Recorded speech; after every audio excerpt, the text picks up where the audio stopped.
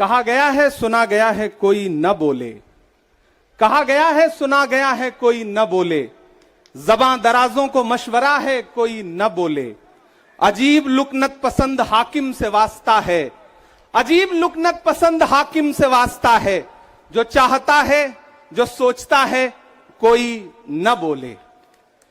हमारी दाईं तरफ इस सदी का सबसे बड़ा फकीर सोया हुआ है।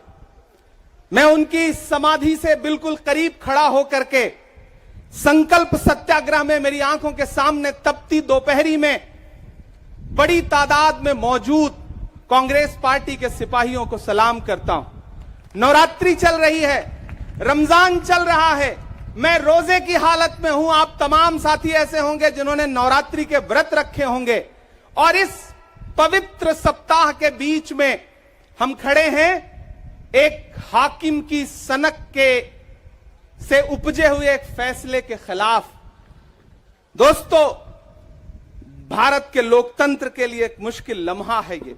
याद करिए, जब हाकिम की सनक की वजह से आप लाइनों में लग करके अपने पैसे बदलवाने के लिए बैंकों के साथियों से विनती कर रहे थे, चरौरी मिन्नत कर रहे थे, तब सबसे बड़ी आवाज बन के कौन बोल रहा था?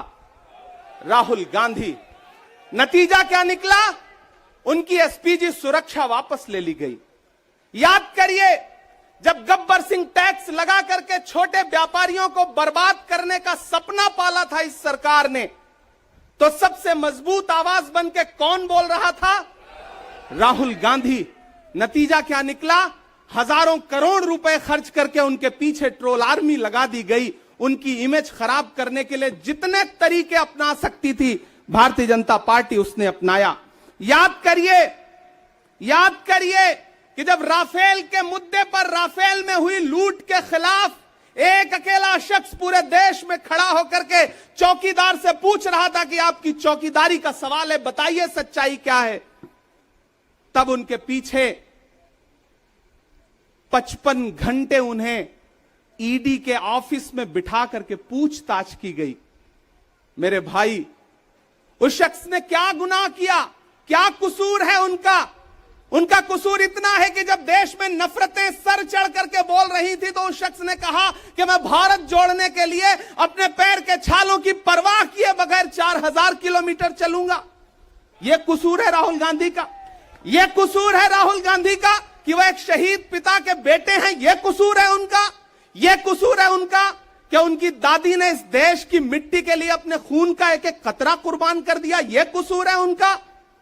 आज भारतीय जनता पार्टी के लोग हाउस में खड़े होकर के सदन शुरू होते ही 1 मिनट भी सदन नहीं शुरू हुआ रहता था और खड़े होकर के राहुल गांधी माफी मांगो के नारे शुरू कर देते थे।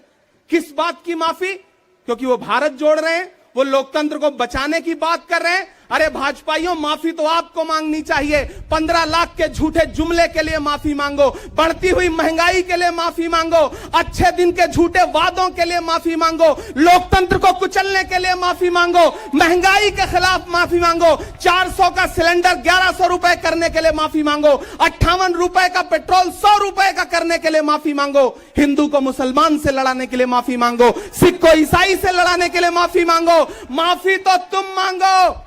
और अगर तुम ये कहते हो कि राहुल गांधी ने विदेश में जाकर के भारत का अपमान किया, तो प्रधानमंत्री जी, मैं आपसे पूछना चाहता हूं कि जब दोहा में, शंघाई में, कैलिफोर्निया में, अमेरिका में खड़े होकर के आप कह रहे थे कि भारत तो सपेरों का देश है, भारत में पैदा होना तो पाप है, प्रधानमंत्री जी, माफी तो आपको मांगनी चाहिए। मैं आज प्रियंका दीदी को सुन रहा था, मेरी आंखों में आंसू थे उनका भाषण सुन करके। पिछले कुछ हफ्तों में 2 बार मेरी पलकें नम हुई। पहली बार तब हुई जब हम संसद भवन से तमाम सांसद निकल रहे थे और एकाएक हमने सीपीपी ऑफिस में देखा कि राहुल गांधी जी को 2 साल की सजा दे दी गई। उन लम्हों में मेरी आंख में आंसू थे। मैं शायर हूं तो मैं भावुक हूं, शायद इसलिए मेरी आंखें नम हो जाती हैं ऐसे लम्हों में। आज जब प्रियंका जी बोल रही थी तो मैं उन्हें सुनकर के भी मैं नम हो गया।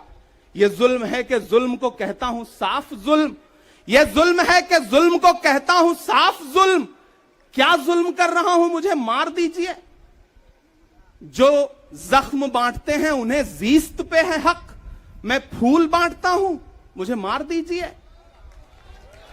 फिर उसके बाद हिंदुस्तान वालों, फिर उसके बाद शहर में नाचेगा हू का शोर, फिर उसके बाद शहर में नाचेगा हू का शोर। मैं आखिरी सदा हूं, मुझे मार दीजिए। मेरे भाई, इस देश के लोकतंत्र को बचाने के लिए जो सबसे बड़ी आवाज है इस देश के, उसको मारने की, उसको कुचलने की जो कोशिश है, उसके खिलाफ आपको खड़ा तो होना पड़ेगा, आपको बोलना तो पड़ेगा।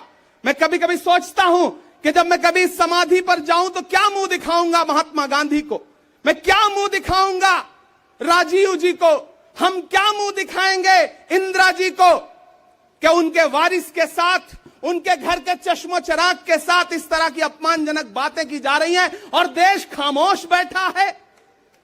सवाल आपसे है, सवाल यहां बैठे हुए लोगों से नहीं है, सवाल आपसे है जो आप कांग्रेस की मोहब्बत में यहां आए हुए। मैं आपको सलाम करता हूं, मैं जानता हूं आप राहुल गांधी जी से मोहब्बत करते हैं, कांग्रेस पार्टी से मोहब्बत करते हैं, प्रियंका दीदी के सम्मान में आए हुए हैं, खड़गे साहब के सम्मान में आए हुए हैं, मैं जानता हूं, वरना इस तपती दोपहरी में व्रत रख के, रोजा रख करके कौन परेशान होने के लिए आता। आपको मोहब्बत है पार्टी से, लेकिन नया पाने की चाहत में पुराना छूट जाता है। तुझे अपनाऊं तो मुझसे जमाना रूठ जाता है। मोहब्बत पढ़ने लिखने में बहुत आसान है, लेकिन मोहब्बत को निभाने में पसीना छूट जाता है। मैं जानता हूं कि आप पसीने के बीच भी, आप तपती दोपहरी के बीच भी यहां बैठे हैं। क्यों? क्योंकि आपके मन में पीड़ा है, आप देख रहे हैं कि लोकतंत्र को किस तरह से कुचला जा रहा है। मेरे भाई, ये एक मुश्किल वक्त है। मैं इस मंच पर खड़ा होकर के, गांधी समाधि के इस मंच पर खड़ा होकर के पूरे देश का आह्वान करता हूं कि अब समय राहुल गांधी के सत्याग्रह का नहीं है। अब राहुल गांधी जी से आगे बढ़ करके देश के एक एक व्यक्ति के ऊपर बात आ गई है। एक ऐसी आवाज जो आपके लिए संसद में बोल रही थी, कसूर क्या था? उन्होंने प्रधानमंत्री जी के भ्रष्टाचारी मित्रों के खिलाफ आवाज उठाई। उन्होंने पूछा कि 20,000 करोड़ रुपया कहां से आया अडानी की कंपनियों में। उन्होंने पूछा कि नीरव मोदी ने, ललित मोदी ने, मेहुल चौकसी ने जो इस देश को लूटा है, उसका जवाब प्रधानमंत्री जी को देना पड़ेगा। अगर प्रधानमंत्री जी इतना कहने से आप राहुल गांधी जी की सदस्यता ले लेंगे तो हम तमाम सांसद तैयार हैं, ले लीजिए हमारी सदस्यता, लेकिन हम रुकने वाले नहीं हैं, हम झुकने वाले नहीं हैं, हम मुसलसल बोलते रहेंगे। मैं हिंदुस्तान के लोगों से कहना चाहता हूं कि हमने सहराओं में हासिल किया आसानी से, तुम समंदर में भी रहकर न मिले पानी से। ये सियासत के दिए सबके हवाले न करो, मुल्क बिक जाता है एक शख्स की नादानी से। इस शख्स की नादानी से देश बिक रहा है, लोकतंत्र मटिया मेट हो रहा है, संविधान को कुचला जा रहा है। और वो आखिरी सदा जो 7 फरवरी को गूंजी थी पार्लियामेंट में, उसको भी खामोश करने के लिए उसे संसद से निकाल दिया गया है। मैं देश से कहना चाहता हूं कि उन्होंने राहुल गांधी जी को संसद से निकाल दिया है। देश सुने इस बात को कि नरेंद्र मोदी जी और उनकी सरकार ने साम दाम दंड भेद इस्तेमाल करके राहुल गांधी को संसद से निकाल दिया है। अब देश के ऊपर फैसला है, उन्होंने संसद से निकाला है। देश के लोगों, राहुल गांधी को अपने दिल में रखो, अपने दिल में बिठाओ, निकलो पूरे देश में, करो सत्याग्रह। देखते हैं इस हुकूमत की तानाशाही में कितनी ताकत है। अगर कांग्रेस का एक एक कार्यकर्ता जो अपने घरों पर कहीं बैठा हुआ है, मैं उससे भी आह्वान कर रहा हूं कि राहुल गांधी से बढ़कर के ये मसला इस देश के लोकतंत्र तक आ गया है, इसे बचाइए। और राहुल जी शायद अपने घर पर होंगे, यहां हम हजारों की तादाद में उनको समर्थन देने के लिए जुटे हैं। मैं तो बस इतना कह रहा हूं कि मेरे भाई, आपको एक बात समझनी है, और वो ये है कि इस मुश्किल वक्त में हमें राहुल जी से ये कहना है कि लहू में भीगे तमाम मौसम गवाही देंगे कि तुम खड़े थे। एक आखिरी नज्म सुना करके मैं आपसे विदा लूंगा कि लहू में भीगे तमाम मौसम गवाही देंगे कि तुम खड़े थे। शहर का सूरज गवाही देगा कि जब अंधेरों की कोख से निकलने वाले ये सोचते थे कि कोई जुगनू बचा नहीं है, तो तुम खड़े थे, तुम खड़े थे। तुम्हारी आंखों के ताकचों में जलती मशालों ने नई मनाजिल हमें दिखाई। तुम्हारे भाई, तुम्हारी बहनें, तुम्हारी माएं, तुम्हारी मिट्टी का जर्रा जर्रा गवाही देगा कि तुम खड़े थे। हमारी धरती के जिस्म से जब हवस के मारे ये सोचते थे कि सियाह जोंकों की तरह चिमटे तो तुम खड़े थे। तुम्हारी हिम्मत, तुम्हारी अजमत और इस्तकामत तो वो हिमालय है कि जिसकी चोटी तलक पहुंचना न पहले बस में रहा किसी के, न आने वाले दिनों में होगा। सो आने वाली तमाम नस्लें गवाही देंगी कि तुम खड़े थे, कि तुम खड़े थे।